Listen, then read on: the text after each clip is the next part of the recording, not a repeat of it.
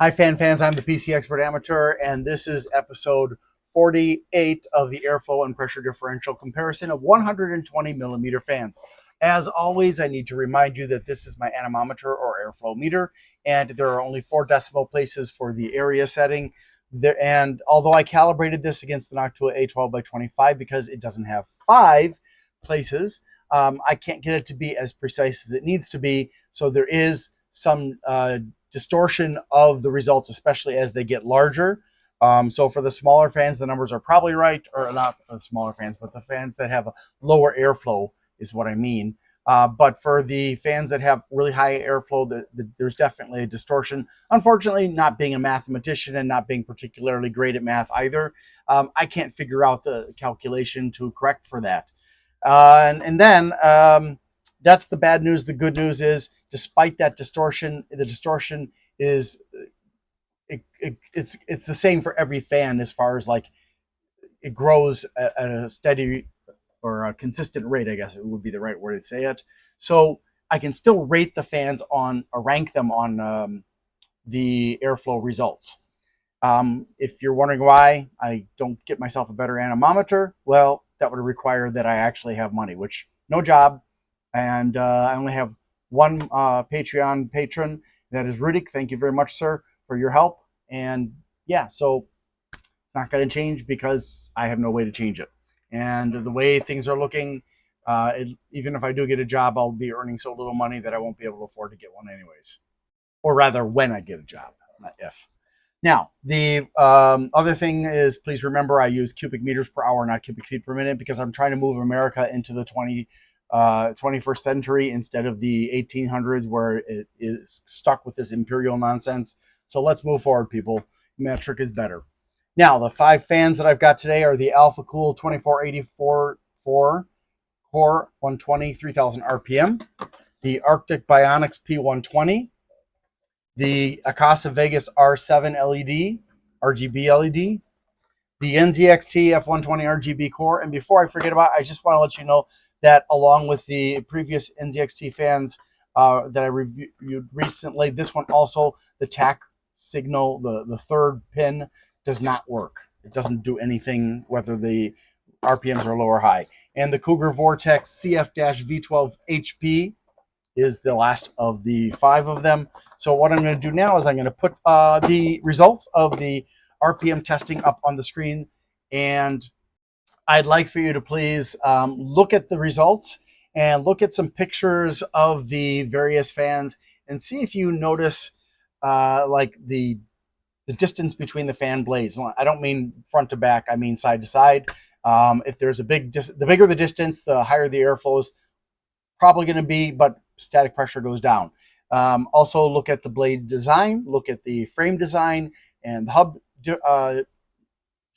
diameter, and other factors that may influence the airflow and pressure differential.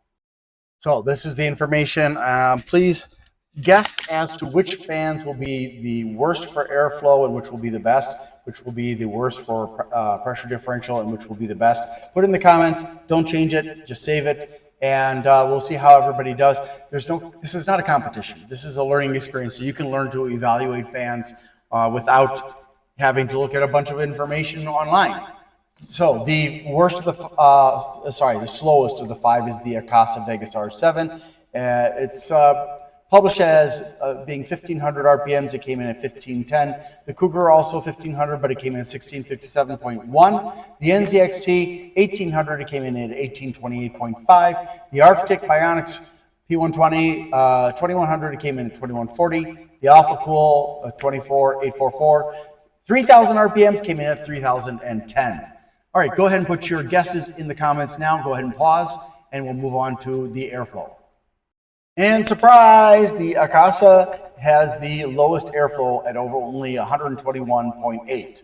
The Arctic is significantly better at 169.8. The Cougar is somewhat better at 183.6. The NZXT is definitely better at 202.8, and the Alphacool blows them all away at 306 cubic meters per hour. Woo, nice. Now let's look at the pressure differential. I don't know how you did on this one, but maybe you'll get it on the other one here. So the Akasa again was the worst at 65. The Cougar was significantly better at 74. NZXT a little bit better at 77. The Arctic at 78. And the Alphacool again blew them away with the 87 degrees of pressure differential. Whew. Okay, now we're going to look at the whole list. We're going to see how these fans compare to all the other fans that I've compared thus far. And we can see that in the first quartile for the RPMs, we have got nothing from the 5. And the second quartile, the Akasa, and hold on a second. The Akasa is in the second quartile along with the Cougar. In the third quartile, we have the NZXT. And in the fourth quartile, we have the Arctic and, well, no, the Arctic is in the third quartile. The Alphacool is in the fourth quartile. All right, so that is how they rank as far as RPMs. But RPMs are not terribly important because you'll find out from watching these videos that sometimes RPMs have nothing to do with airflow and pressure differential. And a lot of times there is a definite relationship, but sometimes there is not. So now we're going to look at the pressure differential. Okay, and we can, oops, we're going to have to move back up to the top. Forgot about that. Sometimes it doesn't like to go back to the top automatically for some strange reason. But in the first quartile, nothing. In the second quartile, also nothing. Third quartile, we've got the Akasa. And the fourth quartile, Cougar, NZXT, Arctic, and Alphacool are all in there. Not really surprising because the numbers are so high for all of them. Now, let's go ahead and look at the airflow. Okay, and this time the Akasa is in the first quartile of the airflow, so it's not really a great fan for exhaust, which is what an airflow fan is usually used for, unless it has really high static pressure. Then, otherwise this is kind of a mediocre fan. I mean, like, yeah, it's pretty darn mediocre. Okay, the second quartile, nothing. The Arctic is in the third quartile with the Cougar and the NZXT. And then in the fourth quartile, we have the Alphacool. So now I'm going to scoot over the view so we can see the RPMs, and you can try to, if you want, use the RPMs, airflow, and pressure differential to come up with a theory about the relationship of the three things, including what you learn by looking at the photographs of these fans. And, or maybe you're just looking for a great fan to use for airflow, in which case the bottom of the list is the place to look. That first green bar over there is definitely what you want to look at. So I'm going to go slowly upwards from the best fans, the Key Fan Club, the Young Yihao, Panel Mounts Delta, Silverstone, Delta, Cool Jag, and you can see if there's anything on that list that strikes your attention because it may have been something that you saw as you were shopping, or maybe you're just trying to understand about fans for some other reason, and that's fine too. Maybe you had a specific fan you wanted to know about. Hopefully it's in this list already. If not, well, I do have more 120 millimeter fans, so eventually it'll have to pop up. We're getting close to the top here. And there we go. I hope this episode has helped you to learn something that will be useful to you about fans. Thank you so much for watching and have a great day. I need to ask for your help.